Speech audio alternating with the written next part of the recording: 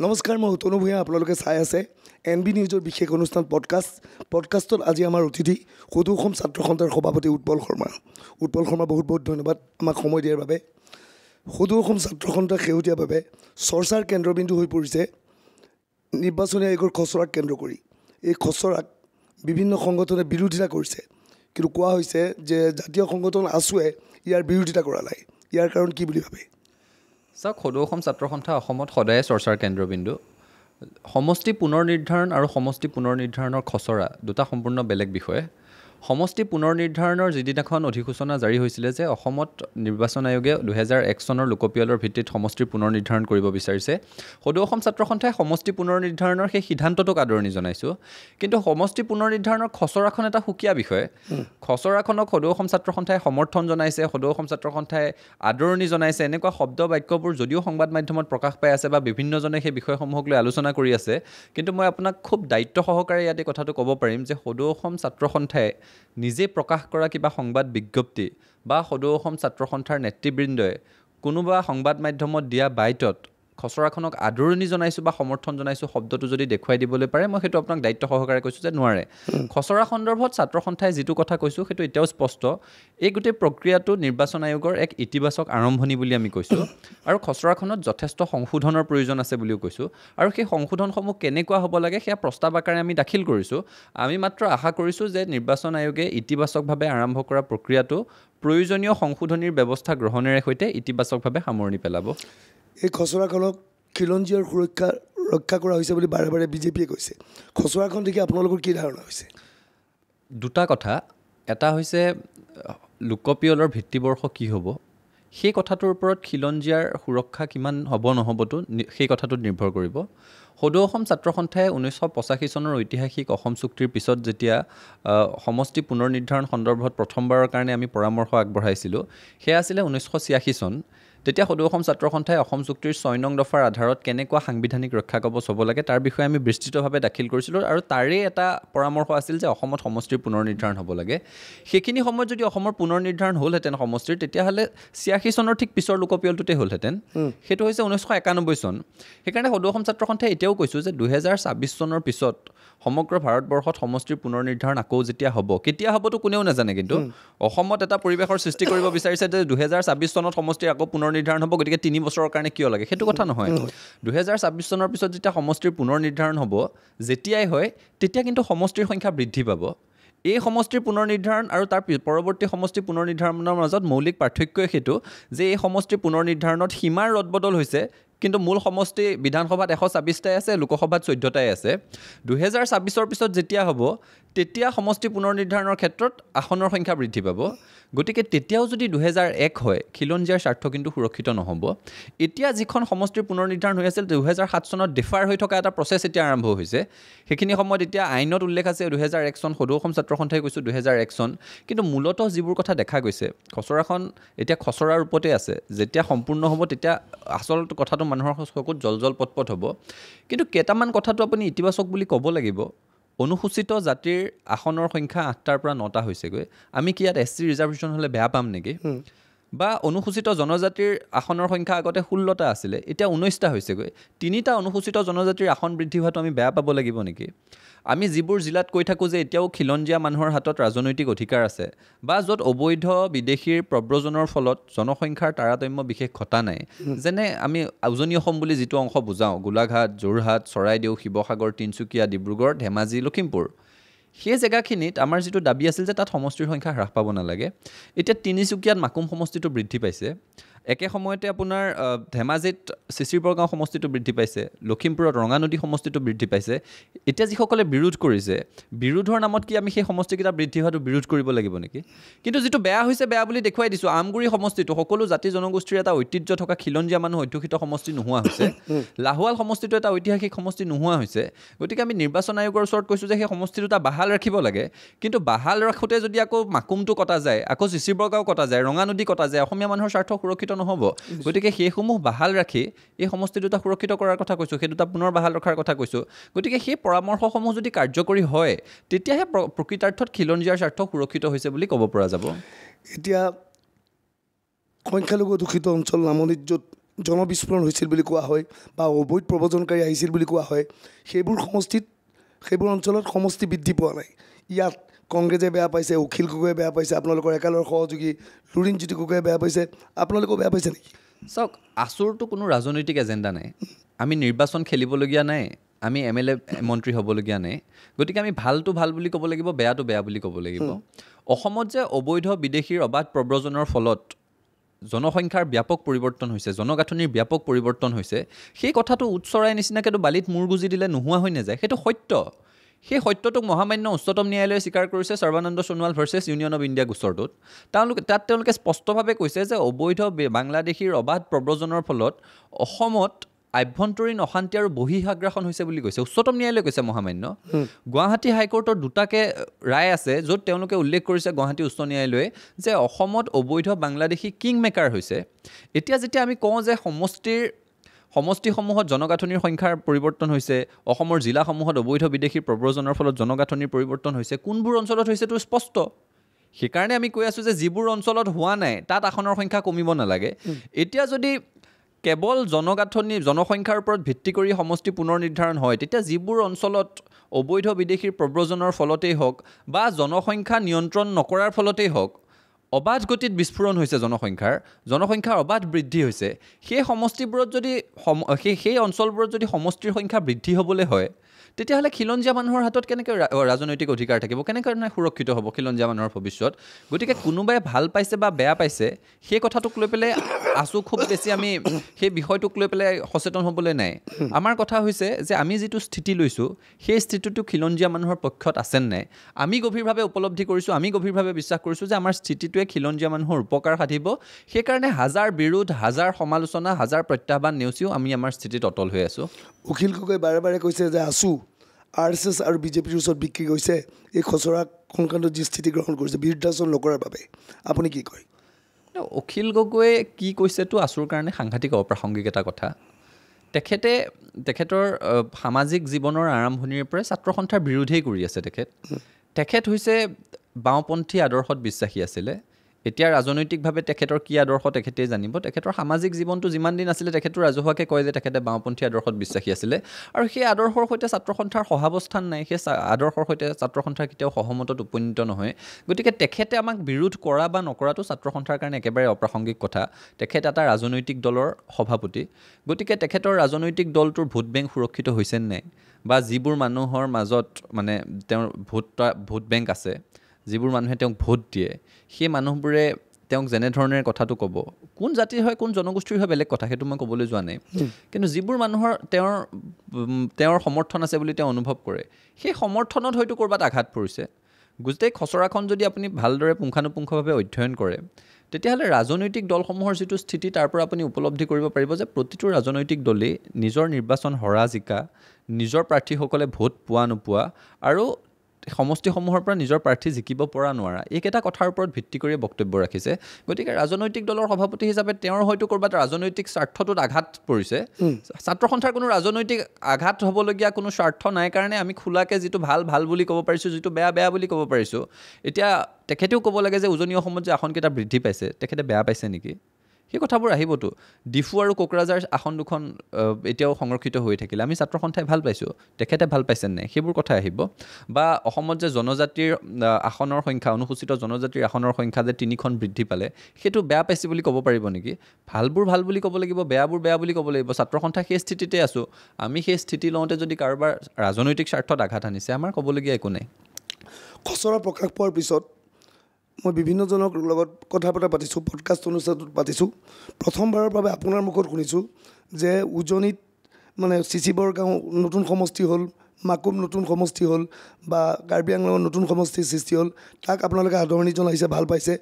কিন্তু দেখা গ'ল কোনো এটা ৰাজনৈতিক দলে ইয়াক আদৰণি নজনালে, বৰঞ্চ বৰাকত আসন কমাৰ বাবে কংগ্ৰেছ দৌৰি গ'ল, অখিল গগৈ দৌৰি গ'ল, লুৰিণজ্যোতি গগৈ দৌৰি গ'ল। কিন্তু লখিমপুৰ বা ধেমাজিত আসন বৃদ্ধি পোৱাৰ বাবে তেওঁলোক দৌৰি গৈ ৰাইজৰ কাষত নগ'ল। আপুনি কি ভাবে? সেই কথাটোতে ৰাইজে উপলব্ধি কৰা উচিত আচলতে ৰাজনৈতিক দলসমূহে কি এজেণ্ডাৰে সৈতে কামটো কৰি আছে। চাওক, এই খচৰাখন বিজেপি, কংগ্ৰেছ বা AGP কৰিবলৈ আমি গৈছোঁ কিহৰ কাৰণে, যোৱাটোৱে উচিত হোৱা নাই। অসমত সমষ্টিৰ পুনৰ নিৰ্ধাৰণ লাগে নে নালাগে, প্ৰথম প্ৰশ্ন সেইটো। উত্তৰটো হৈছে অসমত সমষ্টিৰ পুনৰ নিৰ্ধাৰণ লাগে। এতিয়া ৰাজনৈতিক দল যিসমূহে প্ৰথমতে খচৰাখন প্ৰকাশ কৰিছিল, আপোনালোক সংবাদ মাধ্যমৰ লগত জড়িত মানুহ, আপোনালোকে যদি বাইটবোৰ চাই তেওঁলোকৰ প্ৰথমৰ স্থিতি চাই গম পাব, তেওঁলোকে এটা কথাই কৈ আছিল যে লেটেষ্ট চেঞ্চাছৰ ওপৰত ভিত্তি কৰি সমষ্টিৰ পুনৰ নিৰ্ধাৰণ হয়, গতিকে লেটেষ্ট চেঞ্চাছৰ ওপৰত ভিত্তি কৰি হ'ব লাগে। কিন্তু যেতিয়া ছাত্ৰ সন্থাই আমি 2001ৰ স্থিতিটো কিয় ল'লোঁ সেই কথাটো আমি আইনীভাৱে দেখুৱাই দিলোঁ। সংবিধানৰ অনুচ্ছেদত উল্লেখ আছে, আপুনি 173 অনুচ্ছেদটো যদি চাই সংবিধানৰ, তাত স্পষ্টকৈ লিখা আছে সমষ্টি পুনৰ নিৰ্ধাৰণৰ ক্ষেত্ৰত 2024 চনৰ পিছৰ প্ৰথমটো লোকপ্ৰিয়ল যেতিয়ালৈকে নহ'ব তেতিয়ালৈকে শেহতীয়া লোকপ্ৰিয়ল যাৰ তথ্য প্ৰকাশ হৈছে বুলি ক'লে 2001 চনৰ লোকপ্ৰিয়লটোক বুজা যাব। সেই কথাটো তাত স্পষ্টকৈ উল্লেখ আছে। সেই কথাটো যেতিয়া ৰাজহুৱা কৰি দিলোঁ তেতিয়া তেওঁলোকে গম পালে যে 2011 তেওঁলোকে বিচাৰি থকাটো ভুল হৈছে আচলতে। তাৰপিছত তেওঁলোকে স্থিতি সলাবলৈ আৰম্ভ কৰিছে। আচলতে তেওঁলোকে গোটেই বিষয়টোৰ গভীৰতালৈ নোযোৱাকৈ কেৱল নিজৰ ৰাজনৈতিক উদ্দেশ্যটো সিদ্ধি হৈছেনে নাই চাই সেইটোৰ ওপৰত ভিত্তি কৰি বক্তব্য ৰাখিছে। ছাত্ৰ সন্থাই ভালটো ভাল বুলি কৈছোঁ, বেয়াটো বেয়া বুলি কৈছোঁ, স্পষ্টকৈ কৈছোঁ। এতিয়া ডিমা হাছাওৰ মানুহখিনিৰ ওপৰত অন্যায় হৈছে, সেইটো সঁচা কথা। ডিমা হাছাৱে 1951 চনৰ পৰা আজিলৈকে তেওঁলোকৰ সমষ্টিৰ সংখ্যা বৃদ্ধি পোৱা নাই, এটাই সমষ্টি। আৰু অসমৰ ভিতৰত মোৰ যদি ভুল হোৱা নাই বোধহয় তৃতীয় সৰ্ববৃহৎ জিলা সেইখন, পাহাৰীয়া জিলা, 98% সেই জিলাখনৰ পাহাৰীয়া। জনসাধাৰণৰ যাতায়াতৰ কাৰণে, যোগাযোগৰ কাৰণে ব্যাপক অসুবিধা আছে। সেই জিলাখনত এটাই মাত্ৰ সমষ্টি। তেওঁলোকে জনসংখ্যা নিয়ন্ত্ৰণ কৰিছে। ভাৰতবৰ্ষৰ যিটো চৰকাৰৰ পলিচি জনসংখ্যা নিয়ন্ত্ৰণ কৰাৰ, তেওঁলোকে স্বাধীনতাৰ সময়ৰ পৰাই নিজৰ জনসংখ্যা নিয়ন্ত্ৰণ কৰিছে। তাৰ কাৰণে কি তেওঁলোকে এতিয়া শাস্তি পাব লাগিব নেকি? বা তেওঁলোকে নিজৰ অঞ্চলত অবৈধ প্ৰব্ৰজনকাৰীক বসতি ল'বলৈ দিয়া নাই, সেই জেগাখিনি অন্ততঃ অবৈধ বিদেশী প্ৰব্ৰজনৰ পৰা মুক্ত হৈ আছে, তাৰ কাৰণে তেওঁলোকে শাস্তি পাব লাগিব নেকি? আমি কৈছোঁ যে ডিমা হাছাওৰ কথাটো বিশেষভাৱে যি ধৰণে আপোনালোকে পাৰে বিবেচনা কৰি তেওঁলোকক এখন আসন যদি তেওঁলোকে বেছিকৈ বিচাৰিছে, কি কৰিব পাৰি আপোনালোকে চাওক, সেই কথাটো আমি কৈছোঁ। বা এনেকুৱা বহু সমষ্টি আছে যিবোৰ সমষ্টিৰ কথা আমি কৈছোঁ। এতিয়া হাজো অনুসূচিত জাতিৰ কাৰণে হাজো সমষ্টিটো তেওঁলোকে সংৰক্ষণ কৰিলে, ভাল কথা হৈছে। কিন্তু হাজোৰ যিখন ঐতিহাসিক দিহিঙা সত্ৰ, সেই সত্ৰখন ঐতিহাসিকভাৱে হাজো সমষ্টিটোৱে আছে। সেই সত্ৰখনৰ ওচৰে পাঁজৰে যিখিনি মানুহ আছে অনুসূচিত জনজাতিৰ মানুহ, ইমান বছৰ বছৰ ধৰি তেওঁলোক হাজো সমষ্টিত থাকিলে, অনুসূচিত জনজাতিৰ মানুহে সেই সত্ৰখনো চোৱা চিতা কৰি থাকে। এতিয়া হাজো সমষ্টিটো অনুসূচিত জাতিৰ কাৰণে গুচি গ'ল, কিন্তু সেই ওচৰৰ SC মানুহখিনিৰ দিহিঙা সত্ৰখন হাজোৰ বাহিৰত আহি গ'ল। এইবোৰ মানুহৰ এটা লেজিটিমেট ক্ষোভ, আমি সেইবোৰো কি ধৰণে এড্ৰেছ কৰিব পাৰি কৈছোঁ। মই মাত্ৰ এটা উদাহৰণ কৰিছোঁ, এনেকুৱা বহুত আছে। ছাত্ৰ সন্থাই চাবুৱা, টিংখং, শিৱসাগৰ, যোৰহাট, হাজো, টিহু, চতিয়া, বঙাইগাঁও, এনে অজস্ৰ সমষ্টিৰ কথা কৈছোঁ, যিসমূহ সমষ্টিত খিলঞ্জীয়া মানুহৰ হাতত এতিয়াও নিৰ্ণায়ক অধিকাৰ আছে। আৰু সেই সমষ্টিসমূহত সীমাৰ ইফাল সিফালক লৈ মানুহৰ অসুবিধা আছে। কোনোবাখন পঞ্চায়ত ক'ৰবাত গুচি গৈছে, কোনোবাখন ৰেভিনিউ ভিলেজ ক'ৰবাত গুচি গৈছে। সেই বিষয়সমূহ যাতে গুৰুত্ব সহকাৰে বিবেচনা কৰা হয়, ছাত্ৰ সন্থাই সেই কথাটো উপস্থাপন কৰিছোঁ। আৰু সেইকাৰণে কৈছোঁ যে খচৰাখনত সংশোধনীৰ প্ৰয়োজন আছে। কিন্তু যিটো নেৰেটিভ সৃষ্টি কৰা গ'ল, ছাত্ৰ সন্থাই খচৰাখনক আদৰণি জনাইছোঁ, ছাত্ৰ সন্থাই খচৰাখনক সমৰ্থন জনাইছোঁ, সেই কথাটো শুদ্ধ নহয়।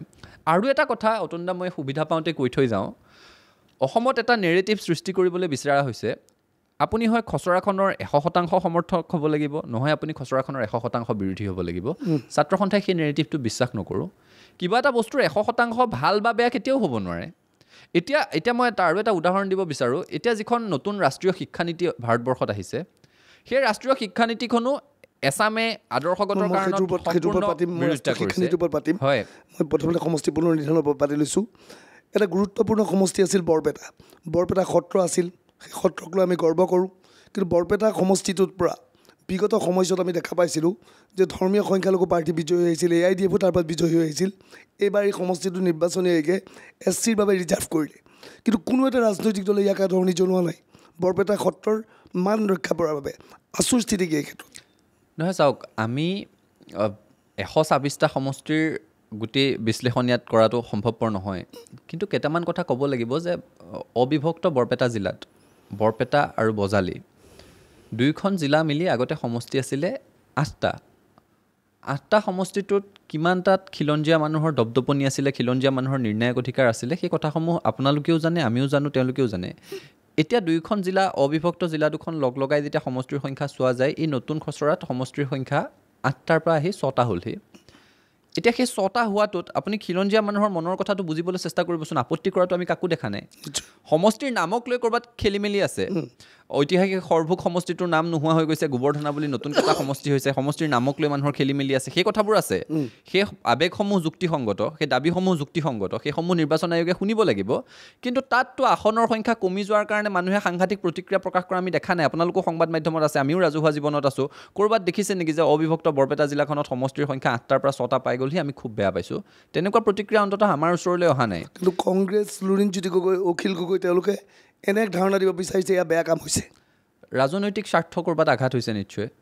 চাওক, ৰাজনৈতিক স্বাৰ্থ যদি আঘাত হৈছে তেতিয়াহ'লে এই ধৰণেৰে মানুহে প্ৰতিক্ৰিয়া প্ৰকাশ কৰাটো স্বাভাৱিক। ছাত্ৰ সন্থাৰ ৰাজনৈতিক এজেণ্ডা নাই কাৰণেই মই পুনৰ কৈছোঁ, আমি যিটো ভাল হৈছে সেইটোক ভাল হৈছে বুলি কোৱাৰ সৎসাহস আছে, যিটো বেয়া হৈছে সেইটো বেয়া হৈছে বুলি কোৱাৰ সৎসাহস আছে। আৰু সেই কথাটো আমি সেই ধৰণেৰে উপস্থাপন কৰিছোঁ। সেইটো উপস্থাপন কৰিবলৈ যাওঁতে কিছুমান ভুল নেৰেটিভ প্ৰতিষ্ঠা কৰা হৈছে। ছাত্ৰ সন্থাক বিভিন্নজনে সমালোচনা কৰিছে যে বিজেপিৰ সৈতে একাকাৰ হৈ গ'ল নেকি।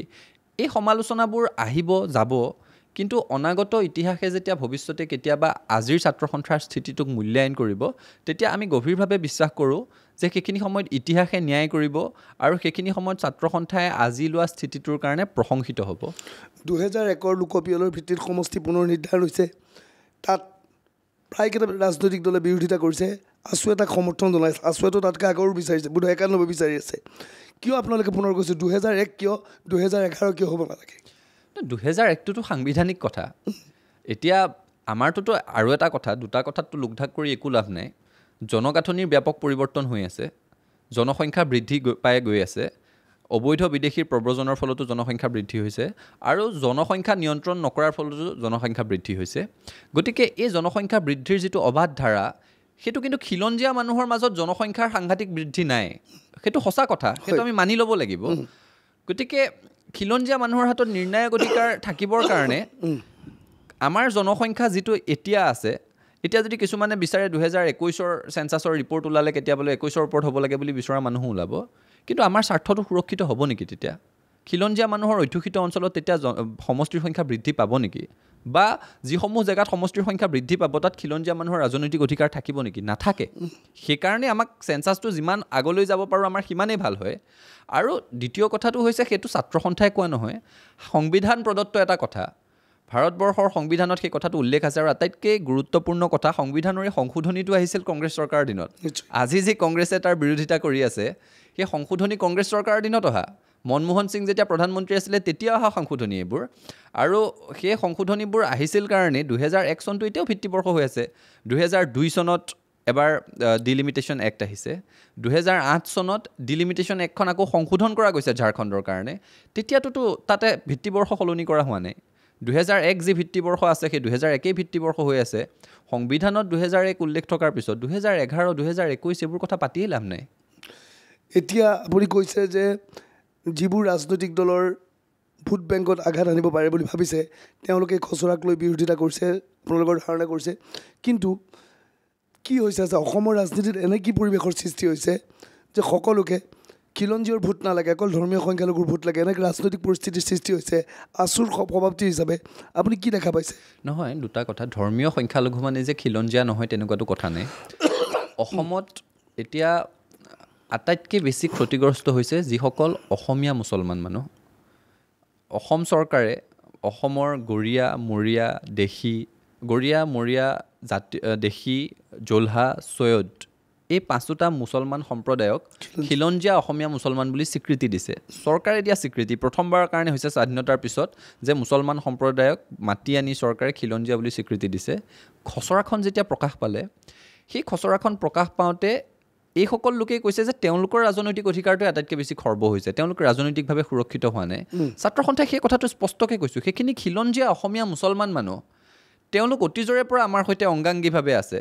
সেই খিলঞ্জীয়া মানুহখিনিৰ স্বাৰ্থ সুৰক্ষা হ'ব লাগিব, তেওঁলোকৰ কথাটো নিৰ্বাচন আয়োগে গুৰুত্ব সহকাৰে শুনিব লাগিব। কিন্তু এতিয়া যিটো কথা দেখা গৈছে, যিসমূহ জেগাত খিলঞ্জীয়াৰ স্বাৰ্থ সুৰক্ষা হোৱা নাই বুলি কৈছে, সেই প্ৰশ্নটো আকৌ ঘূৰি পকি একেটালৈকে আহে যে অনুসূচিত জনজাতিৰ আসনৰ সংখ্যা বৃদ্ধি হ'লে খিলঞ্জীয়াৰ ক্ষতি হয় নেকি? অনুসূচিত জাতিৰ আসনৰ সংখ্যা বৃদ্ধি হ'লে খিলঞ্জীয়াৰ ক্ষতি হয় নেকি? পশ্চিম কাৰ্বি আংলঙৰ নিচিনা 100% খিলঞ্জীয়া মানুহৰ অধ্যুষিত অঞ্চলত এটা সমষ্টি বৃদ্ধি পাইছে, খিলঞ্জীয়া মানুহৰ ক্ষতি হৈছে নেকি? উজনি অসমত সমষ্টিৰ সংখ্যা বৃদ্ধি পাইছে, খিলঞ্জীয়া মানুহৰ ক্ষতি হৈছে নেকি? কিন্তু অখিল গগৈয়ে কৈছে যে আহোম জনগোষ্ঠীৰ প্ৰাধান্য থকা প্ৰায় 14টা সমষ্টি আছিল, সেয়া হ্ৰাস পাই 5টালৈ হ্ৰাস পাইছে। এই চৰকাৰে মৰাণ মটকৰ বাবে আসন সংৰক্ষণ কৰা নাই, এয়া কেতিয়াও এই খচৰা কেতিয়াও খিলঞ্জীয়াৰ স্বাৰ্থত প্ৰস্তুত কৰা হোৱা নাই। নহয়, অখিল গগৈৰ কথাটো আমি বেছিকৈ পাতি থকাটোৱে আচলতে অপ্ৰাসংগিক। মই আগতেই কৈছোঁ যে অখিল গগৈ কি কৈছেটোক লৈ ছাত্ৰ সন্থাই আমি বৰ বেছি সেই কথাটোক মূৰ নঘমাওঁ, সেই কথাটোক লৈ পেলাই আমি খুব বেছি আলাপ আলোচনা নকৰোঁ। কাৰণ তেখেত আদৰ্শগতভাৱে ছাত্ৰ সন্থাতকৈ এটা বিপৰীত মেৰুত সদায় আছে। আৰু দ্বিতীয়তে তেখেত এটা ৰাজনৈতিক দলৰ সভাপতি। ৰাজনৈতিক দল এটাই ৰাজনৈতিক দৃষ্টিভংগীৰে নিজৰ দলটোৰ স্বাৰ্থৰ সুৰক্ষাৰ চিন্তা কৰিহে বাকী কথাখিনি ক'ব। গতিকে তেখেতৰ ওপৰত চৰ্বিত চৰ্বণৰ কোনো প্ৰাসংগিকতা আছে বুলিয়েই মই অনুভৱ কৰা নাই। ঠিক আছে, অখিল গগৈৰ ওপৰত আপোনালোকে পাতিব বিচৰা নাই, কিন্তু আপোনালোকৰ উপদেষ্টা বসন্ত ডেকা, সাংসদ অজিত ভূঞাৰ ওপৰত নিশ্চয় আমি পাতিম। এটা বাণিজ্যিক বিৰতিৰ পিছত এই বিষয়ে আমি পুনৰ আলোচনা কৰিম। এতিয়াতোতো বসন্ত ডেকা ছাৰে বক্তব্য ৰাখে, তেখেতে ছাত্ৰ সন্থা সম্পৰ্কে কিবা আৰ্টিকল লিখে, আৰু তেখেতে লিখা আৰ্টিকলটো ৰাইজক পঢ়িবলৈ আহ্বান জনায় ৰাইজৰ দলৰ সভাপতিয়ে। তেখেতে লিখা আৰ্টিকলটোৰ ওপৰত সংবাদ মাধ্যমৰ ওপৰত বক্তব্য ৰাখে কংগ্ৰেছৰ সভাপতিয়ে। গতিকে এটা যে নেক্সাছত গোটেই কথাটো চলি আছে, কামটো হৈ আছে, সেই কথাটোতো জল পট হৈ পৰিছে। গতিকে আৰু তাত এতিয়া বিশেষ প্ৰতিক্ৰিয়া দিয়াৰ অৱকাশেই নাই।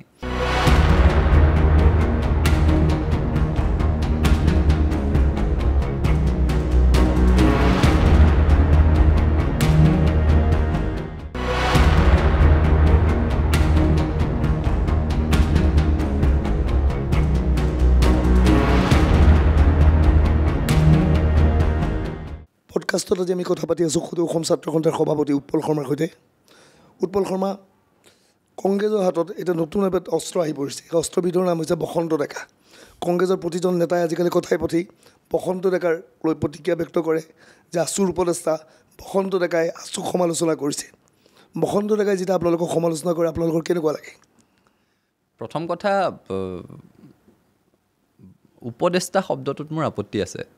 বসন্ত ডেকা ছাৰ আছুৰ উপদেষ্টা, এইকেইদিন খুব সচৰাচৰ সংবাদ মাধ্যমতে কথাটো দেখি আছোঁ। আছুৰ উপদেষ্টা কোন হ'ব বা আছুৰ উপদেষ্টা কোন হয়, সদৌ অসম ছাত্ৰ সন্থাৰ সংবিধানত স্পষ্টভাৱে বৰ্ণনা আছে।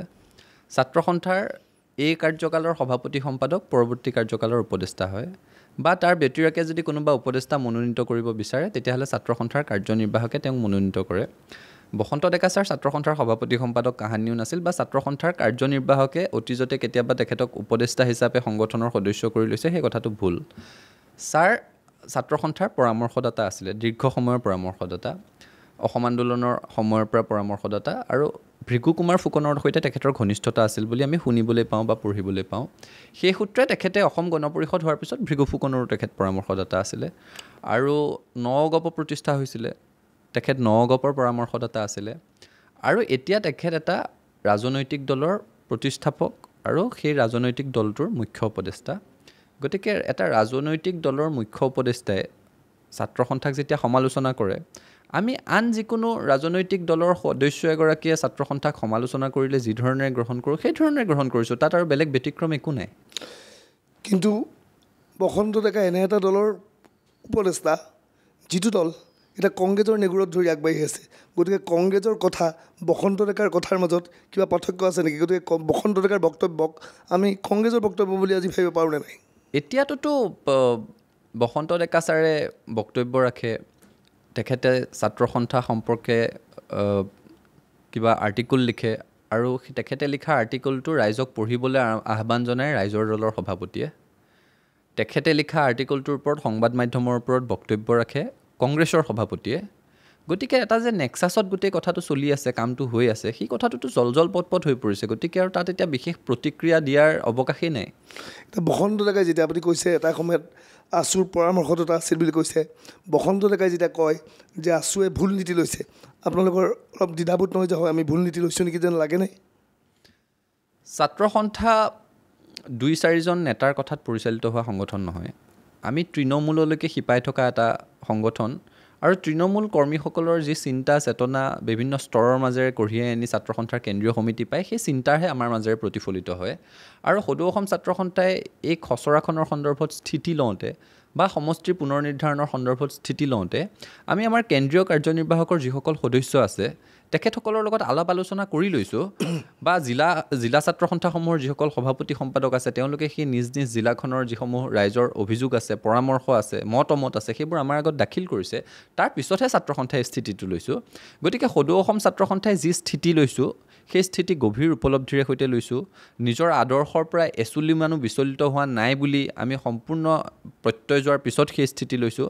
গতিকে কাৰোবাৰ সমালোচনাই সেয়া ইতিবাচকেই হওক বা নেতিবাচকেই হওক আমাৰ স্থিতিৰ পৰা আমাক অলপো ইফাল সিফাল কৰিব নোৱাৰে, তেখেত যিয়েই নহওক কিয়। কিন্তু খচৰা প্ৰকাশ পোৱাৰ 22 দিনৰ পিছত আছুৱে স্থিতি স্পষ্ট কৰিছে বুলি অভিযোগ কৰিছে এই দলসমূহে।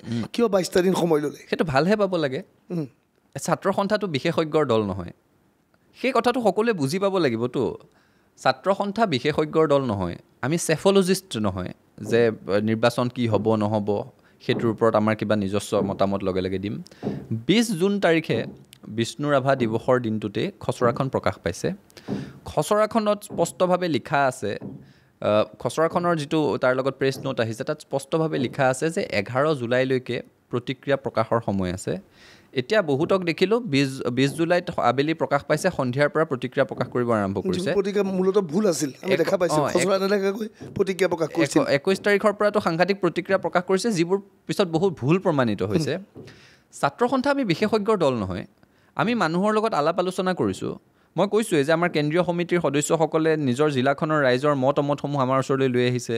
বিভিন্ন বিশ্ববিদ্যালয়ৰ অধ্যাপক, বিভিন্ন আমাৰ শুভাকাংক্ষী, ছাত্ৰ সন্থাৰ বহু প্ৰাক্তন নেতা যি অৰাজনৈতিকভাৱে সামাজিকভাৱে সক্ৰিয় হৈ আছে, তেখেতসকলৰ লগত আলাপ আলোচনা কৰাৰ অন্ততহে আমি এই সিদ্ধান্ত লৈছোঁ। আৰু 11 জুলাইলৈকে এটা সময় দিয়া আছিলে, সেই দিনটোৰ ভিতৰত নিৰ্বাচন আয়োগক আমি আমাৰ বক্তব্য দাখিল কৰিব লাগে।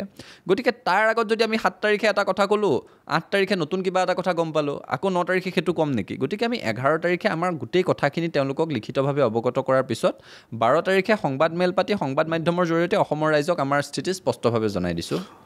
অখিল গগৈয়ে পুনৰ অভিযোগ কৰিছে যে আছুৰ সকলো নেতা বিক্ৰী যোৱা নাই, শীৰ্ষ নেতাসকল বিক্ৰী কৰিছে, বিক্ৰী কৰি খচৰাৰ বিৰোধিতা কৰিছে। আপোনালোকে কি কয়? মই কৈছোঁ অখিল গগৈৰ কথা আমি বেছি পাতি থকাটোৱে অপ্ৰাসংগিক হৈছে। তেখেতে কি কয় নকয় সেইবোৰ কথাক লৈ পেলাই ছাত্ৰ সন্থা কেতিয়াও আমি সেই কথাবোৰ বেছি আলাপ আলোচনাই নকৰোঁ। আৰু তেওঁতো সময়ে সময়ে এবাৰতো তেওঁ আজমল আৰু সোণোৱালক একেটা ইলেকশ্যনতে আজমলকো ভোট দিবলৈ আৰম্ভ কৰিছে, সোণোৱালকো ভোট দিবলৈ আহ্বান কৰিছে। তেখেতে সময়ে সময়ে বিভিন্ন ধৰণৰ কথা কৈ থাকে আৰু তেখেতৰ একাংশ অনুগামী আছে যি তেখেতৰ কথাবোৰ শুনে। ছাত্ৰ সন্থাৰ তেওঁৰ লগত আদৰ্শগত বিৰোধ আছে, তেওঁৰ লগত আমি কোনোদিন একেলগে কাম কাজ কৰা নাই, তেখেতৰ চিন্তাৰ লগত আমাৰ চিন্তাৰ অমিল আছে। গতিকে তেখেতে কি কৈছেতো আমাৰ কাৰণে প্ৰাসংগিক নহয়। কিন্তু আৰু এজন সাংসদ প্ৰাক্তন সাংবাদিক অজিত কুমাৰ ভূঞাই যথেষ্ট সমালোচনা কৰিছে আছুৰ নীতিৰ বাবে। অজিত ভূঞাৰ স্থিতি সংকটত আপুনি কি কয়? অজিত ভূঞাৰ কথাৰ জানো প্ৰত্যুত্তৰ দিবলগীয়া কিবা আছে? অজিত ভূঞা ডাঙৰীয়া সাংসদ যে হৈছে ৰাজ্যসভাৰ, কি ধৰণেৰে হৈছে, কাৰ ভোটত হৈছেতো সকলোৱে জানে। তেখেতে কংগ্ৰেছ AIDFৰ ভোটত তেখেত সাংসদ হৈছে। গতিকে তেখেতে এনেকুৱা স্থিতি ল'বই লাগিব যি স্থিতিয়ে কংগ্ৰেছক সহায় কৰে। আৰু তাতকৈ ডাঙৰ কথা, মই দুদিনমানৰ আগত অসমৰ মুখ্যমন্ত্ৰীগৰাকীয়ে সংবাদ মাধ্যমৰ আগত এটা বক্তব্য ৰখা দেখিলোঁ যে তেখেতে সহায় নকৰাহেঁতেন বোলে ৰাজ্যসভাৰ সাংসদ হ'ব নোৱাৰিলেহেঁতেন অজিত ভূঞা। এতিয়া যদি কংগ্ৰেছৰো সহায় পাইছে, AIDFৰো সহায় পাইছে, BJPৰো সহায় পাইছে, তেনেকৈ সৰ্বদলীয় ব্যক্তি এজনে এতিয়া কাৰ স্বাৰ্থত বা আজি কথা কৈছে, আকৌ কাইলৈ কাৰ স্বাৰ্থত কথা কয়, তাৰ কোনো থিৰতা নাথাকিব। গতিকে তেখেতৰ কথাৰ আৰু প্ৰতিক্ৰিয়া প্ৰকাশ কৰি তেখেতে কোৱা কথাটোক বেছি প্ৰাসংগিক কৰাহে হ'ব, প্ৰতিক্ৰিয়া প্ৰকাশ নকৰোঁ। আপোনালোকৰ প্ৰতিটো কাৰ্যক প্ৰশংসা কৰা ডক্টৰ নগেন শইকীয়াও এতিয়া শেহতীয়াভাৱে লিখিছে, আছুৰ স্থিতিক অলপ সমালোচনা কৰিছে। নগেন শইকীয়াই কিয় বিৰোধিতা কৰিছে বুলি আপুনি ভাবে? নগেন শইকীয়া ছাৰ আমাৰ অভিভাৱক স্বৰূপ। ছাৰৰ আজিৰ লেখাটো মই পঢ়িছোঁ, তেখেতে ছাত্ৰ সন্থাৰ কথা কৈছে আৰু আমি সেই কথাটো হৃদয়ংগম কৰিবলৈ চেষ্টা কৰিছোঁ। ছাৰক আমি খুব সোনকালেই লগ পাব লাগিব। ছাৰে মনত বেজাৰ পোৱা কথা চিন্তা ছাত্ৰ সন্থাই কোনোদিন কৰিবলৈও আমি নিবিচাৰোঁ। গতিকে তেখেতৰ লগত যেতিয়া লগ পাম, তেখেতৰ লগত কথা পাতিলে আমাৰ যদি ক'ৰবাত ভুল ত্ৰুটি হৈছে আমি ছাৰৰ পৰা পৰামৰ্শ ল'ম, আৰু ক'ৰবাত যদি কিবা ভুল বুজাবুজি হৈছে তেতিয়াহ'লে ছাৰৰ লগত কথা পাতিলে সেইখিনি দূৰ হ'ব বুলি বিশ্বাস কৰিছোঁ। ছাৰ আমাৰ অভিভাৱক সদৃশ, গতিকে ছাৰৰ মন্তব্যৰ মই প্ৰতিক্ৰিয়া প্ৰকাশ কৰিব বিচৰা নাই। বসন্ত ডেকাই হওক, লুৰিণজ্যোতি গগৈ হওক, অখিল গগৈ হওক, ভূপেন বৰাই হওক, সকলোৱে কৈ আছে যে 2011 লোকপিয়লৰ ভিত্তিত হ'ব লাগিছিল। এতিয়া প্ৰশ্ন হৈছে 2011 লোকপিয়লৰ ভিত্তিত যদি হ'লহেঁতেন তেতিয়াহ'লে কি হ'লহেঁতেন বুলি আপুনি ভাবে? খিলঞ্জীয়া মানুহৰ হাতৰ পৰা নিৰ্ণায়ক অধিকাৰবোৰ আৰু কমি গ'লহেঁতেন। আৰু তেওঁলোকে 2011 হ'ব লাগিছিল বুলি কৈ থাকিলেতো নহয়, কাৰণ সংবিধানত যিটো কথা উল্লেখ আছে হয়নে, আমি যে এতিয়া কৈ আছোঁ 1991 লাগে বুলি, 91টোতো কোৱাৰ লগে লগে হৈ নাযায়, তাৰ কাৰণে ডিলিমিটেশ্যন এক্টখনৰ সংশোধন হ'ব লাগিব। আৰু ছাত্ৰ সন্থাই সেই কথাটোও কৈছোঁ যে 2008 চনত যদি কেৱল ঝাৰখণ্ডৰ কাৰণে সংশোধনী আনিব পাৰে, তেতিয়াহ'লে অসমত যিহেতু অসম চুক্তি আছে, অসম চুক্তিৰ 6 নং দফা অনুসৰি অসমৰ খিলঞ্জীয়া মানুহক সাংবিধানিক ৰক্ষা কৱচ দিয়াৰ প্ৰতিশ্ৰুতি আছে, সেই প্ৰতিশ্ৰুতিৰ সাৰ্থকতা ৰক্ষা কৰিবৰ কাৰণে সংবিধানত আইনখনত সংশোধনী আনি 1991 কৰিব পাৰে অসমৰ কাৰণে। আমি সেই কথাটো স্পষ্টভাৱে কৈ আছোঁ। আৰু সেই কথাটো কওঁতে আমাক আৰু এটা কথা কৈছে যে এতিয়া 2001 মানি ল'লে, এইবাৰে আপোনালোকে 51 কিয় নিবিচাৰিলে, 91 কিয় নিবিচাৰিলে, এই প্ৰশ্নটো উত্থাপন হৈছে। গতিকে সেই কথাটো স্পষ্ট কৰি দিয়াটো ভাল যে 2007 চনত ডিফাৰ হৈ থকা এটা প্ৰক্ৰিয়াৰ এতিয়া আৰম্ভ হৈছে, তেতিয়াই সেইটো 2001 চনৰ ওপৰত ভিত্তি কৰি হ'ব বুলি উল্লেখ আছিলে। আৰু দ্বিতীয় কথাটো হৈছে এই সমষ্টি পুনৰ নিৰ্ধাৰণটোৰ সৈতে 2024 পিছত যেতিয়াই সমষ্টিৰ পুনৰ নিৰ্ধাৰণ হয় তাৰ এটা মৌলিক পাৰ্থক্য থাকিব। এইটোত সমষ্টিৰ সংখ্যা বৃদ্ধি নহয়, সেইটোত সমষ্টিৰ সংখ্যা বৃদ্ধি হ'ব।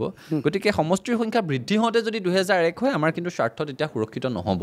সেইকাৰণে যেতিয়া 2024 পিছত প্ৰথম লোকপিয়লৰ ওপৰত ভিত্তি কৰি সমষ্টিৰ যেতিয়া পুনৰ নিৰ্ধাৰণ নহওক, আমি ছাত্ৰ সন্থাই অসমত 26 পিছৰ প্ৰথম লোকপিয়ল নহয়, বৰঞ্চ অসম চুক্তিৰ পিছৰ প্ৰথম লোকপিয়ল 1991 চনটো ভিত্তিবৰ্ষ হোৱাটো বিচাৰিম।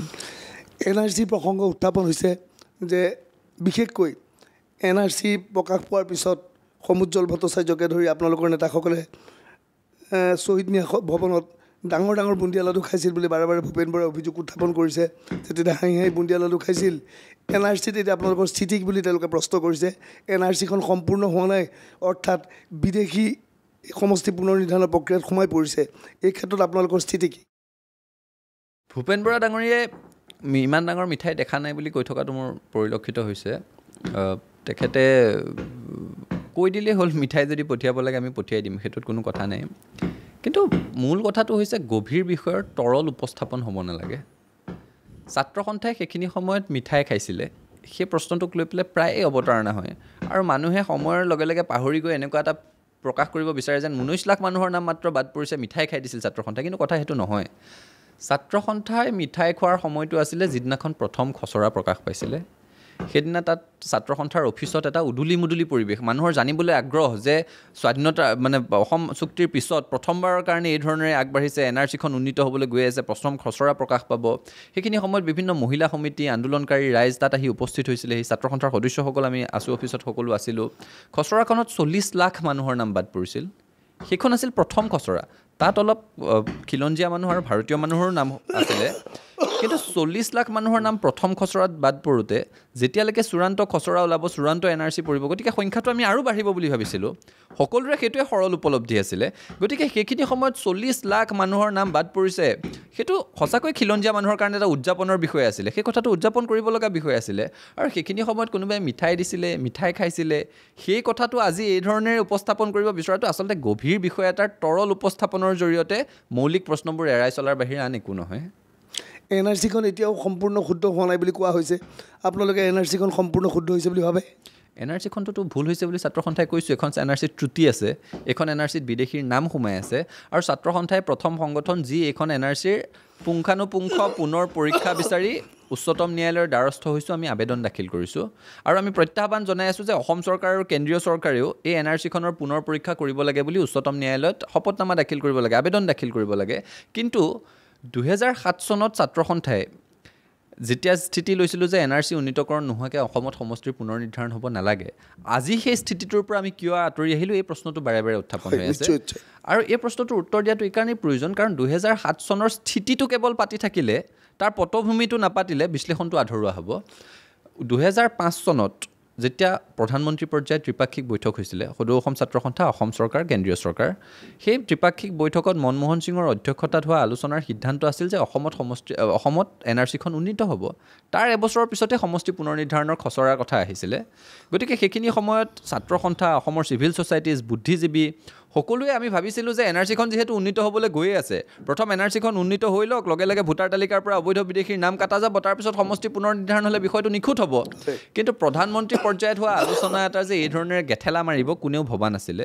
আৰু যোৱা 16 বছৰে 7ৰ পৰা 23লৈকে আমি এটা বস্তু খুব ওচৰৰ পৰা দেখিলোঁ যে কোনোটো ৰাজনৈতিক দলৰে NRCখন উন্নীত কৰাৰ ইচ্ছা নাই।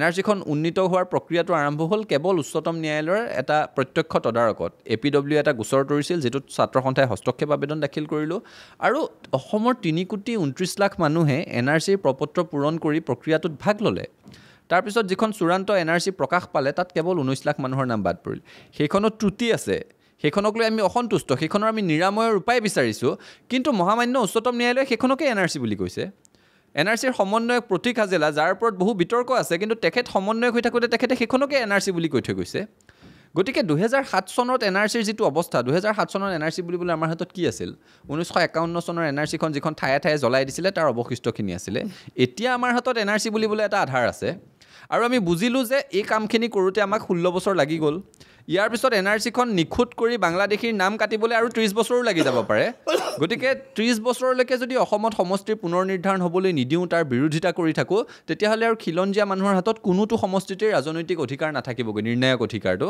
সেইকাৰণে ছাত্ৰ সন্থাই আমি উপলব্ধি কৰিছোঁ যে অসমত সমষ্টি পুনৰ নিৰ্ধাৰণ হোৱা উচিত 2001 চনৰ লোকপিয়লৰ ওপৰত ভিত্তি কৰি এবাৰ সমষ্টিৰ পুনৰ নিৰ্ধাৰণ হোৱা উচিত কিন্তু একে সময়তে আমাক এখন নিখুঁত NRC লাগিব সেই NRC নিখুঁত হ'বৰ কাৰণে ছাত্ৰ সন্থাই উচ্চতম ন্যায়ালয়ত আবেদন কৰিছোঁ আমি মুকলি আহ্বান আৰু প্ৰত্যাহ্বান জনাই আছোঁ অসম চৰকাৰ কেন্দ্ৰীয় চৰকাৰ যে আপোনালোকেও NRCখন পুনৰ পৰীক্ষাৰ কাৰণে আবেদন জনাওক আৰু একে সময়তে সমষ্টি পুনৰ নিৰ্ধাৰণ এটা সাংবিধানিক ৰক্ষা কৱচ হ'ব পাৰে কিন্তু এইটোৱে একমাত্ৰ সাংবিধানিক ৰক্ষা কৱচ নহয় অসম চুক্তিৰ 6 নং দফা ৰূপায়ণৰ কাৰণে কেন্দ্ৰীয় গৃহ মন্ত্ৰণালয়ে অৱসৰপ্ৰাপ্ত ন্যায়াধীশ বিপ্লৱ শৰ্মাৰ অধ্যক্ষতাত যিখন সমিতি গঠন কৰি দিছিল সেই সমিতিৰ প্ৰতিবেদন আখৰে আখৰে ৰূপায়ণ কৰিলেহে অসমত খিলঞ্জীয়া মানুহৰ স্বাৰ্থ সুৰক্ষিত হ'ব এতিয়া NRCখনৰ ক্ষেত্ৰত এই পডকাষ্ট অনুষ্ঠানতে মুখ্যমন্ত্ৰী হিমন্ত বিশ্ব শৰ্মাই কৈছিল যে যিহেতু আপোনালোকে যিটো স্থিতি যে কৈছে যিহেতু সুপ্ৰিম কোৰ্টে এইখনেই NRC বুলি কৈ আছে অসম চৰকাৰে বিচাৰিছে বৰ্ডাৰ এৰিয়াত 10% কমেও 10% আকৌ পুনৰ NRCৰ কাম আৰম্ভ কৰক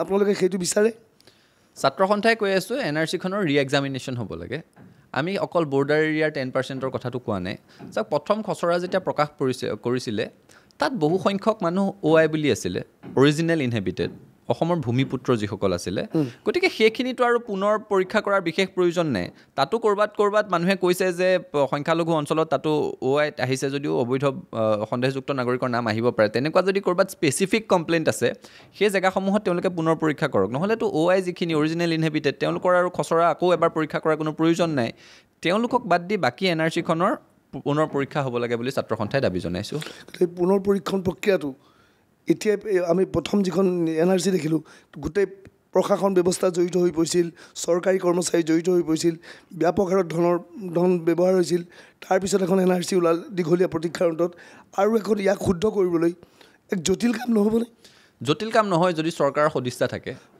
আমি দুটা কথা পাতি থোৱাটো উচিত যিটো কথা আমি মাজে মাজে ৰোমন্থনো কৰি থাকিব লাগে এই NRCখন হোৱাত হকা বাধা কিন্তু দুটা ৰাজনৈতিক দলেই দিছে প্ৰথম কথাটো হৈছে কংগ্ৰেছ আহিছিলে প্ৰথম যেতিয়া উচ্চতম ন্যায়ালয়ে গোচৰটো তদাৰক কৰিবলৈ আৰম্ভ কৰিছিলে কংগ্ৰেছৰ চৰকাৰ আছিলে অসমত কংগ্ৰেছ চৰকাৰে অসমলৈ 2014 চনলৈকে অহা সকলো লোককে নাগৰিকত্ব দিব লাগে বুলি উচ্চতম ন্যায়ালয়ত শপতনামা দাখিল কৰিছিলে সেই কথাটো ইতিহাসে মনত ৰখা উচিত এতিয়া যে কৈয়ে থাকে ভূপেন বৰা ডাঙৰীয়াৰ লগতে বাকীসকলে NRC শুদ্ধ নোহোৱাকৈ ছাত্ৰ সন্থাই কিহৰ কাৰণে সমষ্টিৰ পুনৰ নিৰ্ধাৰণ বিচাৰিছে 2014 চনলৈকে অসমত অহা সকলো লোককে নাগৰিকত্ব দিব লাগে বুলি বা NRCত নাম থাকিব লাগে বুলি যিটো দলে শপতনামা দিছিলে সেই দলটোৱে বা কংগ্ৰেছে NRC নাই হোৱা বুলি কন্দাটো নাথুৰাম গডছে মহাত্মা গান্ধী মৰি গ'ল বুলি কন্দাৰ নিচিনা কথা গতিকে তেওঁলোকৰ সেইটো কোৱাৰ অধিকাৰ নাই প্ৰথম কংগ্ৰেছ দ্বিতীয়তে বিজেপিৰ কেন্দ্ৰীয় গৃহমন্ত্ৰীগৰাকীয়ে সংসদত খুব ক'লে আমাৰ হিম্মত আছে আমি কৰি দেখুৱালোঁ সৰ্বানন্দ সোণোৱালে খুব ঘোষণা কৰিলে যে এখন ঐতিহাসিক দলিল হ'ব কিন্তু যি ধৰণেৰে সক্ৰিয়তাৰে সৈতে যি সৰ্বানন্দ সোণোৱালে তেখেতে দায়িত্ব লৈ প্ৰথম NRC অফিচলৈ গৈছিলে তাৰপিছত শেষৰ ফালে সক্ৰিয়তাটো কমি আহিলে প্ৰথম খচৰা প্ৰকাশ হোৱাৰ পিছত দ্বিতীয় খচৰালৈকে তেওঁলোকে চৰকাৰী যন্ত্ৰটো সঠিকভাৱে প্ৰয়োগ নকৰাৰ কাৰণে ত্ৰুটি ৰৈ গ'ল বিদেশীৰ নাম ঠায়ে ঠায়ে সোমোৱাবলৈ সুযোগ পালে আৰু সেইকাৰণে অসমীয়া মানুহে বহু ইপ্সিত বহু প্ৰতীক্ষিত যিটো লক্ষ্য আছিলে সেইটোত উপনীত হোৱাৰ পৰা ব্যৰ্থ হ'লোঁ এই খচৰা প্ৰকাশ পোৱাৰ পিছত কংগ্ৰেছ বা অন্যান্য দলৰ ফালৰ পৰা কোৱা হৈছে এই খচৰাখন এজন বনিয়া অশোক সিংহলে বনাইছে আপোনালোকে ভাবে এই খচৰাখন ৰাজ্য চৰকাৰে প্ৰস্তুত কৰিছে নে এইখন নিৰ্বাচনী আয়োগৰ খচৰা বুলি আপোনালোকে ভাবে মই প্ৰথমতে কৈছোঁ যে ৰাজনৈতিক দলসমূহে যি বক্তব্য দি আছে সেয়া কংগ্ৰেছ বিজেপি যিয়েই নহওক কিয় তেওঁলোকে নিজৰ এটা ৰাজনৈতিক দৃষ্টিকোণৰ পৰা আক্ৰমণ প্ৰত্যাক্ৰমণ কৰি আছে ছাত্ৰ সন্থাই তাৰ মাজত এটা পক্ষ হৈ সোমাব লাগিব বুলি মই বিশ্বাস নকৰোঁ কিন্তু আমি যিটো সাংবিধানিক নীতি ব্যৱস্থা জানো সেই নীতি অনুসৰি ডিলিমিটেশ্যন কমিশ্যনে সমষ্টি পুনৰ নিৰ্ধাৰণ কৰে representation of people's act section 8A মতেদি অসমৰ ক্ষেত্ৰত ইলেকশ্যন কমিশ্যনে কৰিব পাৰিব বুলি কথাটো উল্লেখ আছে আৰু সেইকাৰণে নিৰ্বাচন আয়োগে যিখন খচৰা প্ৰকাশ কৰিছে আমি নিৰ্বাচন আয়োগৰ ওচৰত আমাৰ যিখিনি ক'বলগীয়া আছে দাখিল কৰিছোঁ আৰু আমাৰ গোটেই কথাটো নিৰ্বাচন আয়োগ কেন্দ্ৰিক ৰাজনৈতিক বোকা ছটিওৱাৰ যিটো কথা সেই কথাটোত সেই কথা বতৰাবিলাকত সেই বাক্যবানবিলাকত ছাত্ৰ সন্থা এটা পক্ষ হৈ সোমোৱাটো সমীচীনেই নহয় এইখন খিলঞ্জীয়ৰ স্বাৰ্থত নহয় এই খচৰাখন বিজেপিৰ স্বাৰ্থত প্ৰস্তুত কৰা হৈছে এই কথাটো বিৰোধী দলে অভিযোগ উত্থাপন কৰিছে আছুৱে কিভাৱে এইখন এই প্ৰশ্নটোৰ উত্তৰ বিজেপিয়ে দিব বা এই প্ৰশ্নটো যিসকলে উত্থাপন কৰিছে তাৰ ব্যাখ্যা তেওঁলোকে দিব মই কৈছোঁ যে ৰাজনৈতিক দলে এটা দলে আনটো দললৈ বোকা ছটিয়াইছে ইটো দলে তাৰ প্ৰত্যুত্তৰ দিছে সেই যুদ্ধখনত ছাত্ৰ সন্থা সোমোৱাটোৰ প্ৰয়োজন নাই ছাত্ৰ সন্থাৰ সেইখন মৌলিক সংগ্ৰামেই নহয় ছাত্ৰ সন্থাৰ সেইখন ছাত্ৰ সন্থাৰ কথাটো হৈছে খিলঞ্জীয়া মানুহৰ স্বাৰ্থত কাম কৰিব লাগে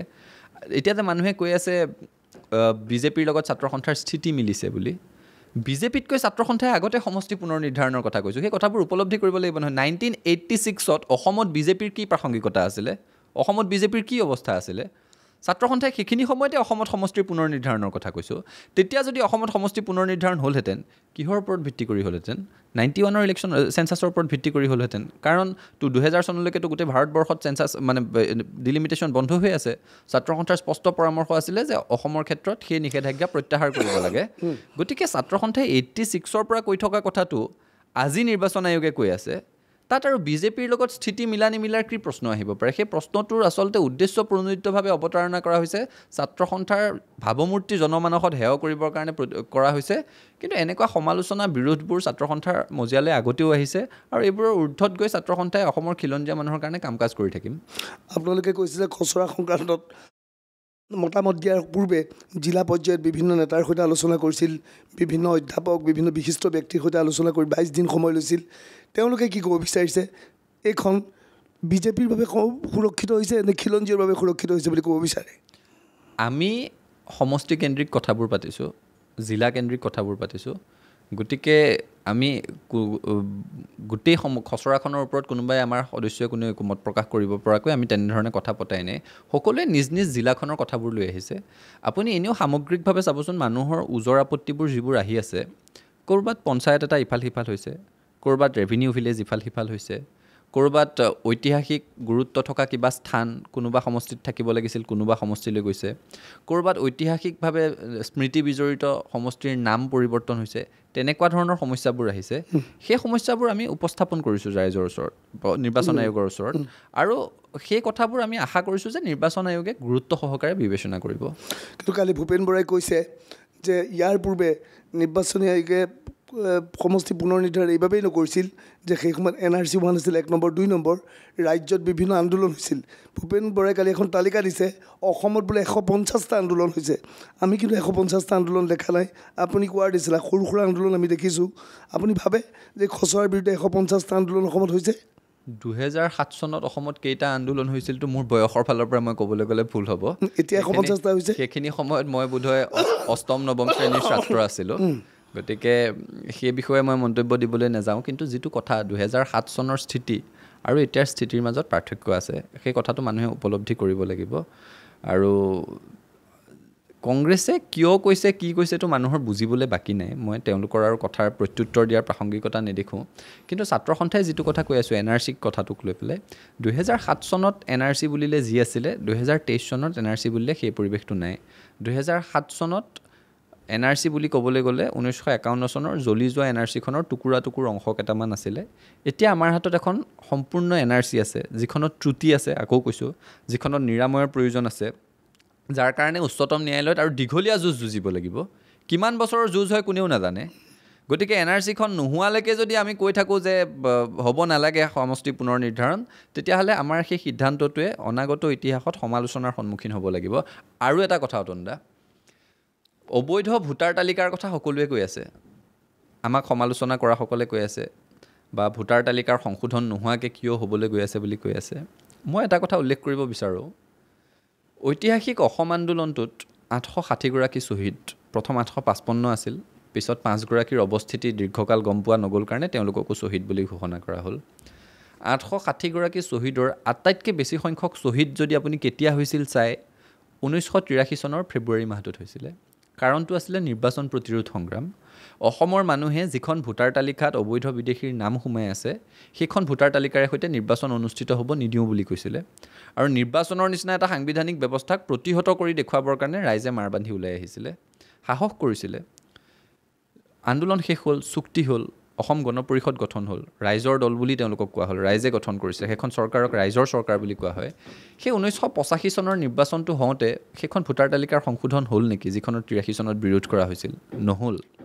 তাৰ পিছৰ পৰা 91, 96, 2001 আপুনি যিমানকেইটা কৈ যায় 2021লৈকে প্ৰতিটো লোকসভা, প্ৰতিটো বিধানসভাৰ নিৰ্বাচন অসমত অবৈধ বিদেশীৰ নাম থকা ভোটাৰ তালিকাৰ ওপৰত ভিত্তি কৰিয়ে হৈ আছে।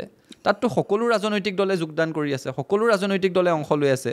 কোনোটো ৰাজনৈতিক দলে কিয় এতিয়ালৈকে সৎসাহস দেখুওৱা নাই যে ভোটাৰ তালিকা সংশোধন নোহোৱালৈকে আমি নিৰ্বাচনত প্ৰতিদ্বন্দ্বিতা নকৰোঁ বুলি কওক? নকয়।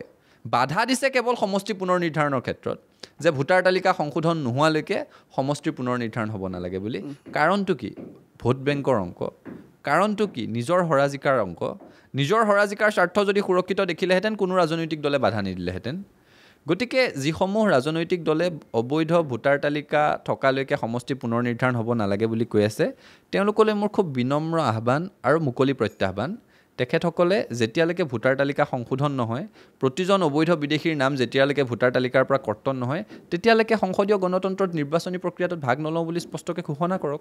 কম্পিটিটিভ এক্সাম কেৱল বিজ্ঞান পঢ়িলেহে বা অংক পঢ়িলেহে দিব পাৰে বুলি আপুনি কিয় ভাবিছে? সেই চিন্তাটোৱে ভুল।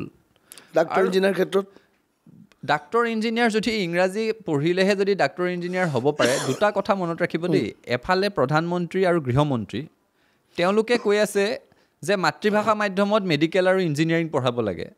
ইতিমধ্যে মধ্যপ্ৰদেশত তেওঁলোকে মাতৃভাষাত মেডিকেল পাঠ্যক্ৰম উন্মোচন কৰিছে। অসমত মেডিকেল পাঠ্যক্ৰম অসমীয়া ভাষাত প্ৰস্তুত কৰিবৰ কাৰণে সমিতিক দায়িত্ব দিয়া হৈছে। এফালে প্ৰধানমন্ত্ৰী আৰু গৃহমন্ত্ৰী, আনফালে অসম চৰকাৰৰ মুখ্যমন্ত্ৰী আৰু শিক্ষামন্ত্ৰী ৰণোজ পেগু, তেওঁলোকে কৈ আছে যে ইংৰাজী যদি নাজানে ল'ৰা ছোৱালীয়ে ডাক্তৰ ইঞ্জিনিয়াৰ হ'ব নোৱাৰিব।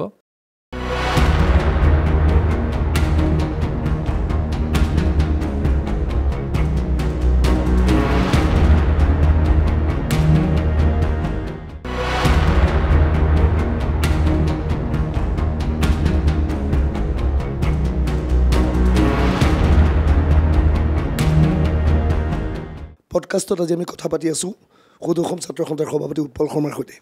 উৎপল শৰ্মা শেহতীয়াভাৱে যি শিক্ষানীতিক কেন্দ্ৰ কৰি চৰকাৰ আৰু আছুৰ মাজত এটা সংঘাত আছে, আছুৱে ইয়াৰ বিৰোধিতা কৰিছে। মূল কাৰণটো কি? কিছু দৰ্শকসকলক ব্যাখ্যা আগবঢ়াব নেকি? নহয়, দুটা কথা। ৰাষ্ট্ৰীয় শিক্ষানীতিখনৰ সন্দৰ্ভত ছাত্ৰ সন্থাই বিৰোধিতা কৰিছোঁ বুলি কোৱা নাই। মই সেই কথাটোকে আপোনাক ক'বলৈ ওলাইছিলোঁ যে অসমত এটা নেৰেটিভ সাধাৰণতে প্ৰতিষ্ঠা কৰা হয়, এটা বস্তুৰ আপুনি 100% হয় সমৰ্থক হ'ব লাগিব বা 100% বিৰোধী হ'ব লাগিব। খচৰাখনৰ ক্ষেত্ৰতো সেইটোৱে কৰিছে। কিন্তু সেই কথাটো নহয়। যিটো ভালটোক ভাল বুলি মানি ল'ব লাগিব, যিটো বেয়াটোক বেয়া বুলি ক'ব লাগিব। কোনটো ভাল বুলি নতুন ৰাষ্ট্ৰীয় শিক্ষানীতিখনৰ ক্ষেত্ৰতো এনেকুৱা বহু কথা আছে, যিবোৰ কথাবোৰ ভাল, থিয়ৰিটিকেলি শুদ্ধ কথা, কিন্তু অসমৰ নিচিনা জেগাত আন্তঃগাঁথনিৰ ব্যাপক অভাৱৰ বাবে সেই কথাবোৰ সম্পূৰ্ণ কৰাত অসুবিধা আছে। এতিয়া ধৰি লওক উদাহৰণ হিচাপে ৰাষ্ট্ৰীয় শিক্ষানীতিত ৰিচাৰ্চ বেছড এডুকেশ্যনৰ ওপৰত গুৰুত্ব দিয়া হৈছে, ভাল কথা। কিন্তু অসমৰ কলেজকেইখনৰ আপুনি লেবৰেটৰীকেইটাৰ অৱস্থা চাবচোন কি হৈ আছে। তাত এনেধৰণৰ কথা বতৰাবোৰো আছে যে এখন বিদ্যালয়ৰ পৰা গৈ আন এখন বিদ্যালয়ত লেবৰেটৰী ইউজ কৰিব পাৰিব। একেধৰণে বহুকেইটা বিষয় পঢ়িব পৰাৰ সুবিধা আছে ছাত্ৰ ছাত্ৰীৰ মাজত। ছায়েন্স, আৰ্টছ, কমাৰ্চৰ ট্ৰেডিশ্যনেল যিটো বেৰিয়াৰ আছিল সেইবোৰ নোহোৱা কৰি আগবঢ়াই লৈ যাব বিচাৰিছে, সেইবোৰ ভাল কথা আছে। কিন্তু একে সময়তে আকৌ কলেজবোৰক নিজৰ ৰেভিনিউ নিজে জেনেৰেট কৰিব দিছে। মানে নিজৰ ৰেভিনিউ নিজে জেনেৰেট কৰিবলৈ যাওঁতে ছাত্ৰ ছাত্ৰীৰ ওপৰত অতিৰিক্ত মাচুলৰ বোজা পৰিব। সেই কথাসমূহ বেয়া কথা। আৰু ছাত্ৰ সন্থাৰ যিটো দৃষ্টিভংগী, আমি কথাটো হৈছে কি, হুৰমূৰকৈ কিবা এটা বস্তু জাপি দিব নালাগে। অসমত যেতিয়া ছেমিষ্টাৰ ছিষ্টেম আনিবলৈ বিচাৰিছিলে, ছাত্ৰ সন্থাই তেতিয়াও কৈছিলোঁ যে ছেমিষ্টাৰ ছিষ্টেমটো আধুনিক, সেইটোক আমি আদৰি ল'বই লাগিব। কিন্তু তাৰ পৰ্যাপ্ত আন্তঃগাঁথনি আছে নাই? গুৱাহাটী বিশ্ববিদ্যালয়, ডিব্ৰুগড় বিশ্ববিদ্যালয়ে ছেমিষ্টাৰ ছিষ্টেম আদৰি ল'লে। ফলত কি হ'ল, ইউনিভাৰ্চিটি ল' কলেজৰ আপুনি যদি ফলাফলসমূহ চায়, এটা পৰীক্ষা দিয়াৰ পিছত এবছৰলৈকে ৰিজাল্ট নোপোৱাৰ পৰিৱেশ এটা আছিলে। ছেমিষ্টাৰ ছিষ্টেমৰ মূল কথাটো কি? 6 মাহৰ ভিতৰত পৰীক্ষা পাতি পাঠদান শেষ কৰি ফলাফল ঘোষণা কৰিব লাগে। সেই মৌলিক কথাটোৱে বিশ্ববিদ্যালয়কেইখনত বহু সময়ত কৰিবলৈ পৰা নাই, সেই কথাটো স্পষ্টভাৱে দেখা গৈছে। তাৰপিছত CBCS আহিলে, CBCSতো হুৰমূৰকৈ আঁকোৱালি ল'লোঁ আমি। CBCSত এজন ছাত্ৰই যদি কেমেষ্ট্ৰি পঢ়ি আছে, তেওঁৰ মন গ'লে আকৌ সংস্কৃতো পঢ়িব পাৰে। কিন্তু সেই কথাটো কলেজবোৰত উপলব্ধ হয়নে নহয়? বিশ্ববিদ্যালয়বোৰত তাৰ মানে অৱস্থা মূল বিষয়টো যিটো ইংৰাজী বিষয়ক লৈ পেলাই যিটো চৰ্চা চলি আছে, সেই কথাটোত ছাত্ৰ সন্থাই স্পষ্টভাৱে অসম চৰকাৰৰ সিদ্ধান্তটোৰ বিৰোধিতা কৰিছোঁ। অসমত ভাষা আৰু মাধ্যমৰ এটা পটভূমি আছে, সেই পটভূমিটো চৰকাৰে অশ্ৰদ্ধা কৰিলে নহ'ব বা সেই পটভূমিটোক ওলাই কৰিব বিচাৰিলে নহ'ব। পটভূমি চাওক, অসমত 37 বছৰ অসমীয়া ভাষাটো কাছাৰীৰ পৰা বিদ্যায়তনিক কাম কাজৰ পৰা ব্ৰিটিছৰ দিনত আঁতৰাই থোৱা হৈছিলে। ভাষা ৰজা হেমচন্দ্ৰ বৰুৱাকে প্ৰমুখ্য কৰি সেইখিনি সময়ৰ মহান মনীষী অসমীয়াসকলে যুঁজ দিয়াৰ কাৰণে ভাষাটো ৰ'ল। 60 চনত আকৌ অসমতেই অসমীয়া ভাষাটো চৰকাৰী ভাষা হ'ব নহ'ব তাক লৈ পেলাই প্ৰতিবাদ আৰম্ভ হ'ল, আন্দোলন হ'ল, ভাষা শ্বহীদ হ'ল। তাৰপিছত অসমীয়া ভাষাটোৱে স্থান পাইছে। মাধ্যমৰ ক্ষেত্ৰতো আজি যদি অসমীয়া ভাষা স্থান পাইছে বুলি কৈছে, কিন্তু আমিতো এখনো চৰকাৰী নটিফিকেশ্যন নেদেখোঁ যিখন অসমীয়া ভাষাত আহে। সেইটো আটাইতকৈ দুৰ্ভাগ্যজনক কথা। এতিয়াও দুৰ্ভাগ্যজনক কিহৰ কাৰণে? আৰু চাওক, আপুনি মাধ্যমৰ ক্ষেত্ৰতো আপুনি চাওক, অসমত গ্ৰেজুৱেটৰ যিটো সংখ্যা, আপুনি কাষৰ মেঘালয়ত চাওকচোন, গ্ৰেজুৱেটৰ সংখ্যা সেইটো নহয়। অসমত গ্ৰেজুৱেটৰ সংখ্যা এইটো কাৰণেই বেছি, কাৰণ গ্ৰেজুৱেশ্যনলৈকে অসমীয়া ভাষাত পঢ়িব পাৰে। আৰু সেইটো কেতিয়াৰ পৰা আৰম্ভ হ'ল?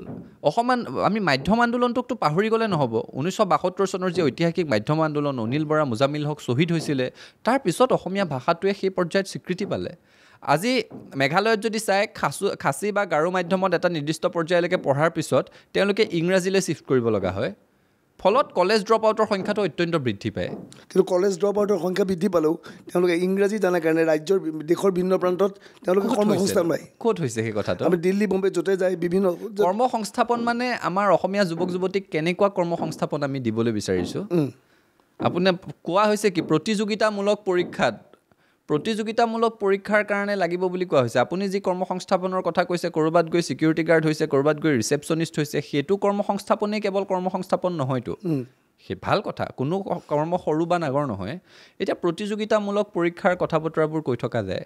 অসমৰ পৰা এইবছৰ যিগৰাকীয়ে IFS পাইছে, মই IFSটো যিটো মই ফৰেষ্ট ছাৰ্ভিচৰ কথা কৈছোঁ, তেখেত নগাঁৱৰ গভমেণ্ট বইজত পঢ়া এজন ছাত্ৰ।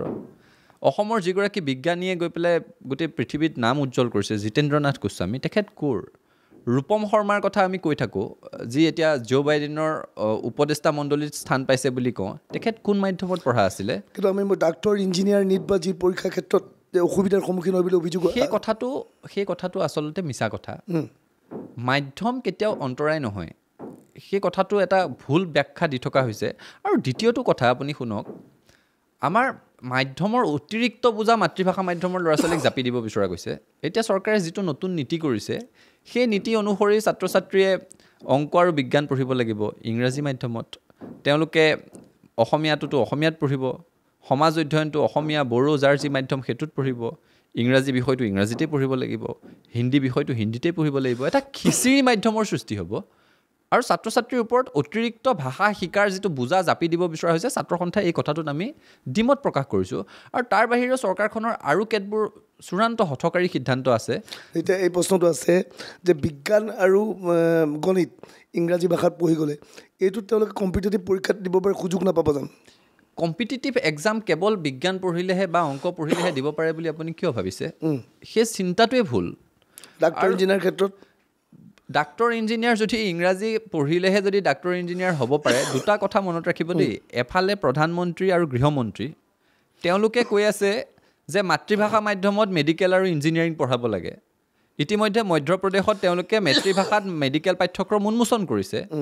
অসমত মেডিকেল পাঠ্যক্ৰম অসমীয়া ভাষাত প্ৰস্তুত কৰিবৰ কাৰণে সমিতিক দায়িত্ব দিয়া হৈছে, এফালে প্ৰধানমন্ত্ৰী আৰু গৃহমন্ত্ৰী। আনফালে অসম চৰকাৰৰ মুখ্যমন্ত্ৰী আৰু শিক্ষামন্ত্ৰী ৰণোজ পেগু তেওঁলোকে কৈ আছে যে ইংৰাজী যদি নাজানে ল'ৰা ছোৱালীয়ে ডাক্তৰ ইঞ্জিনিয়াৰ হ'ব নোৱাৰিব। হয় গৃহমন্ত্ৰী আৰু প্ৰধানমন্ত্ৰীয়ে একো বুজি নাপায়, তেওঁলোকৰ সম্যক ধাৰণা নাই বিদ্যায়তনিক ক্ষেত্ৰৰ ওপৰত, নহ'লে শিক্ষামন্ত্ৰী আৰু মুখ্যমন্ত্ৰীয়ে আমাৰ প্ৰধানমন্ত্ৰী আৰু গৃহমন্ত্ৰীতকৈ বেছিকৈ জানে। দ্বিতীয়তে এই কথাটো কি তেওঁলোকে নিজে স্পষ্ট কৰিব। বিদ্যালয়ৰ ক্ষেত্ৰত যিবিলাক আদৰ্শ বিদ্যালয় খুলিব ওলাইছে তাকো আপোনালোকে বিৰোধিতা কৰিছে। সেই কথাটোতো হঠকাৰী কথা।